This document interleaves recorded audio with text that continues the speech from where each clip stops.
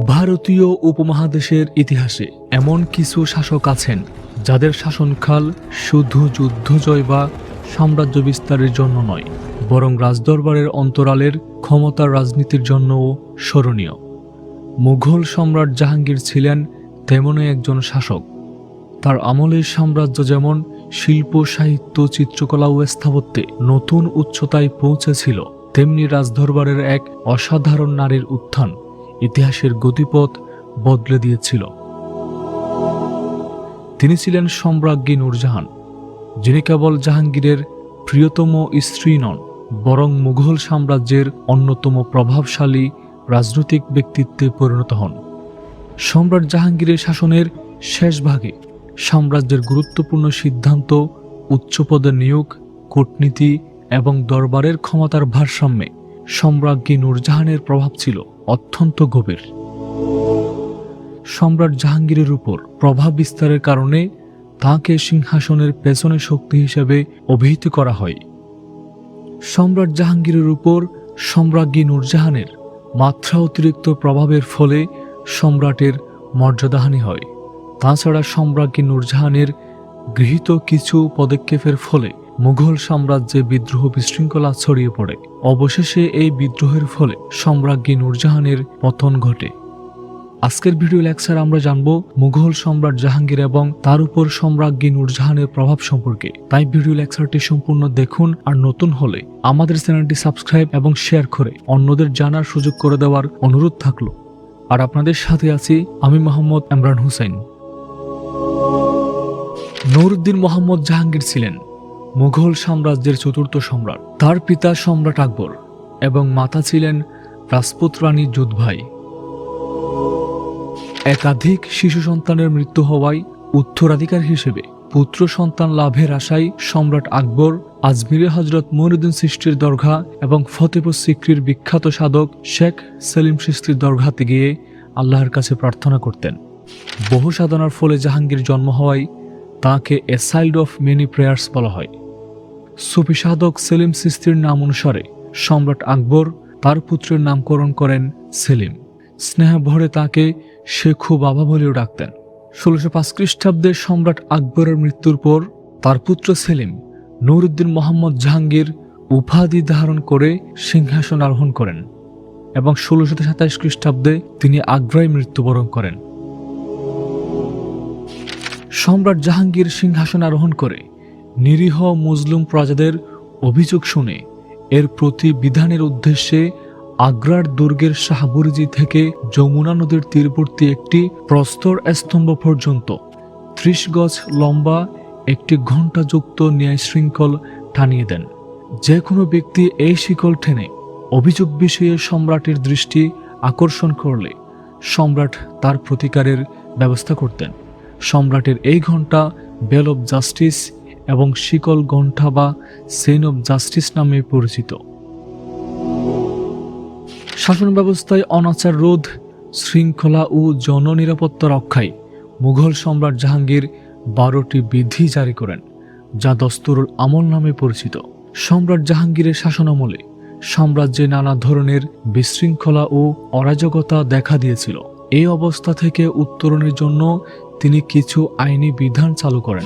এগুলোর মধ্যে উল্লেখযোগ্য হচ্ছে বিভিন্ন ধরনের শুল্ক রহিতকরণ, মাদক দ্রব্য তৈরি ও বিক্রয় নিষিদ্ধকরণ, চুরি ডাকাতি বন্ধে কঠোর ব্যবস্থা, রবিবারের প্রতি সম্মান প্রদর্শন করা এবং সপ্তাহের নির্দিষ্ট দিনে পশু হত্যা নিষিদ্ধ করা ইত্যাদি। সম্রাট জাহাঙ্গীর এসব আইন জারি করে ন্যায়পরায়ণতার পরিচয় দেন। ন্যায় বিচার প্রতিষ্ঠার পাশাপাশি সম্রাট জাহাঙ্গীর শিক্ষা, সংস্কৃতি, শিল্প, সাহিত্য, সঙ্গীত এবং চিত্রকলার পৃষ্ঠপোষকতা করেন। তার রাজত্বকালকে মুঘল চিত্রশিল্পের চরম উৎকর্ষতার যুগ হিসেবে বিবেচিত করা হয়। পাশাপাশি এই সময় মুঘল স্থাপত্যের সূচনা হয়, তাই সম্রাট জাহাঙ্গীরকে শিল্পীদের রাজা বলা হয়। তার লিখিত বিখ্যাত আত্মজীবনীমূলক গ্রন্থ হল তুজুক-ই-জাহাঙ্গীরি। শিক্ষা, সংস্কৃতি ও শিল্প সাহিত্যে অভূতপূর্ব অবদানের জন্য তার শাসনামলকে ভারতের অগাস্টাস যুগ হিসেবে অভিহিত করা হয়। সম্রাট আকবর ভারতীয় উপমহাদেশে বৃহত্তর একটি সাম্রাজ্য প্রতিষ্ঠা করেছিলেন। সম্রাট জাহাঙ্গীর সাম্রাজ্যের পরিধি বৃদ্ধির পাশাপাশি বিদ্রোহ বিশৃঙ্খলা দূর করে সাম্রাজ্যের শান্তি শৃঙ্খলা প্রতিষ্ঠা করেন। তবে শাহজাদা খসরু, খুররাম এবং সেনাপতি মাহমুদ খানের বিদ্রোহ তার রাজত্বকালকে কঠিন পরিস্থিতির সম্মুখীন করে। যদিও তিনি তাদের বিদ্রোহ দমন করে শান্তি প্রতিষ্ঠায় সক্ষম হন, কিন্তু তার শাসনামলে শিখ সম্প্রদায়ের পঞ্চম গুরু অর্জুন সিংকে বিদ্রোহের অভিযোগে মৃত্যুদণ্ড প্রদানের ফলে মুঘল শিখ দ্বন্দ্বের বীজ বপিত হয়। সম্রাট জাহাঙ্গীরের শাসনামলে সুবেদার ইসলাম খান সমগ্র বাংলা বিজয় করেন। তিনি ১৬১০ সালে রাজমহল থেকে ঢাকায় রাজধানী স্থাপন করে জাহাঙ্গীরনগর নামকরণ করেন। তিনি বাংলার ভাটি অঞ্চলের ১২ ভূঁইয়াদের দমন করেন। এ সময় প্রথম ইউরোপীয় হিসেবে ভারতে আগমন করে পর্তুগিজরা। সম্রাট জাহাঙ্গীরের শাসনামলে ইংরেজরা ভারতে আগমন করে। ব্রিটিশ রাজা প্রথম জেমস ভারতে ব্যবসার অনুমতি লাভের জন্য ১৬০৮ খ্রিস্টাব্দে উইলিয়াম হকিন্স এবং ১৬১৫ খ্রিস্টাব্দে টমাস রুকে রাষ্ট্রদূত হিসেবে সম্রাটের দরবারে প্রেরণ করেন। সম্রাট জাহাঙ্গীর ইংরেজদের কিছু বাণিজ্যিক সুবিধা প্রদান করেন। ভিউয়ার্স, আমাদের বাইতুল হিকমা অনলাইন প্রকাশনী থেকে প্রকাশিত পারস্য থেকে ইরান এবং মুঘল সাম্রাজ্যের সংক্ষিপ্ত ইতিহাস পিডিএফ পুস্তিকা দুটি বিনামূল্যে সংগ্রহ করতে আগ্রহী হলে যোগাযোগ করুন ভিডিও স্ক্রিনে দেওয়া হোয়াটসঅ্যাপ নাম্বার অথবা ইমেইলে। সম্রাট জাহাঙ্গীরের শাসনামলের বহুল আলোচিত ও সমালোচিত ঘটনা হল তার উপর সম্রাজ্ঞী নূরজাহানের প্রভাব। নূরজাহানের প্রকৃত নাম ছিল মেহের-উন-নিসা। তিনি বিহারের জাগিরদার শের আফগানের স্ত্রী ছিলেন। মুঘলদের সাথে এক যুদ্ধে স্বামী মৃত্যুবরণ করলে তিনি রাজধানী আগ্রাতে পিতা আসফ খানের নিকট চলে আসেন। আসফ খান মুঘল সাম্রাজ্যের একজন উচ্চপদস্থ কর্মকর্তা ছিলেন। ১৬১১ খ্রিস্টাব্দে মেহের-উন-নিসার সাথে সম্রাট জাহাঙ্গীরের বিবাহ হয়। সম্রাট জাহাঙ্গীর মেহের-উন-নিসাকে নূরজাহান বা পৃথিবীর আলো উপাধিতে ভূষিত করেন। সম্রাজ্ঞী নূরজাহান অসাধারণ রূপ ও গুণের অধিকারিণী ছিলেন, তাই তিনি সম্রাট জাহাঙ্গীরের উপর অসামান্য প্রভাব বিস্তার করতে সক্ষম হয়েছিলেন। বিয়ের পর থেকে প্রায় ১৫ বছর নূরজাহান মুঘল সাম্রাজ্যের প্রবল প্রভাব প্রতিপত্তি বিস্তার করেছিলেন। তিনি শাসন ক্ষমতা নিজ হাতে গ্রহণ না করেও রাজদরবারের সর্বসেবা হয়ে ওঠেন। তিনি নিজের প্রভাবে সম্রাট জাহাঙ্গীরকে হাতের পুতুলে পরিণত করেন। রাজদরবারের গুরুত্বপূর্ণ পদগুলো তিনি নিজের পছন্দের লোকদের নিয়োগ প্রদান করতেন। নিজ পিতা গিয়াস বেগকে সাম্রাজ্যের প্রধানমন্ত্রী এবং ভাই আসফ খানকে প্রধান সেনাপতি নিয়োগ প্রদান করেন। পূর্বের স্বামী আলীকুলির ওরসজাত কন্যা লাডলি বেগমকে সম্রাটের কনিষ্ঠ পুত্র শাহরিয়ারের সাথে বিবাহ প্রদান করেন। সম্রাটের উপর অসামান্য প্রভাবের কারণে মন্ত্রী ও সভাসদরা তার নির্দেশ অমান্য করতে সাহস করত না।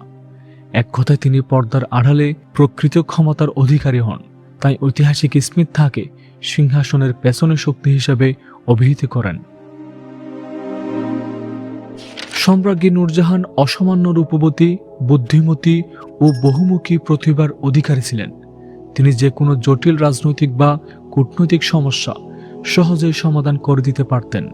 তাই তিনি সম্রাটের কিছু কিছু ভুল সিদ্ধান্তকে সঠিক করে সাম্রাজ্যের উন্নয়নে গুরুত্বপূর্ণ ভূমিকা রাখতে সক্ষম হন।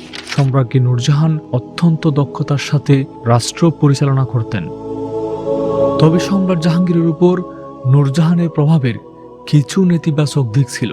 তিনি মুদ্রার অপর পিঠে নিজের নাম অঙ্কন এবং রাজকীয় ফরমানে তার স্বাক্ষর দেওয়ার ব্যবস্থা করেন। তার এইসব কর্মকাণ্ডের ফলে সম্রাটের মর্যাদাহানি ঘটে। সম্রাজ্ঞী নূরজাহান নিজের আত্মীয় স্বজনদের উচ্চ পদে চাকরি প্রদান করতেন। তার পিতা গিয়াস বেগকে প্রধান উজির এবং ভাই আসফ খানকে প্রধান সেনাপতি নিয়োগ প্রদান করেন। ফলে সাম্রাজ্যের অন্যান্য অভিজাতবর্গ অসন্তুষ্ট হয়ে সম্রাটের বিরুদ্ধে বিদ্রোহ করে। সম্রাট জাহাঙ্গীরের পুত্র ও নিজ জামাতা শাহরিয়ারকে সাম্রাজ্যের উত্তরাধিকারী মনোনীত করতে গিয়ে সম্রাজ্ঞী নূরজাহান সাম্রাজ্যে বিদ্রোহ বিশৃঙ্খলা সৃষ্টি করেন। এই কারণে সম্রাটের জ্যেষ্ঠ পুত্র শাহজাহান বিদ্রোহ করে। পরবর্তীতে শাহজাহান সিংহাসন লাভ করলে সম্রাজ্ঞী নূরজাহানকে ক্ষমতাচ্যুতি এবং নির্বাসিত করেন এবং এই নির্বাসিত অবস্থায় তিনি পরবর্তীতে মৃত্যুবরণ করেন। এভাবে সম্রাজ্ঞী নূরজাহানের গৌরবময় জীবনের মর্মান্তিক অবসান ঘটে।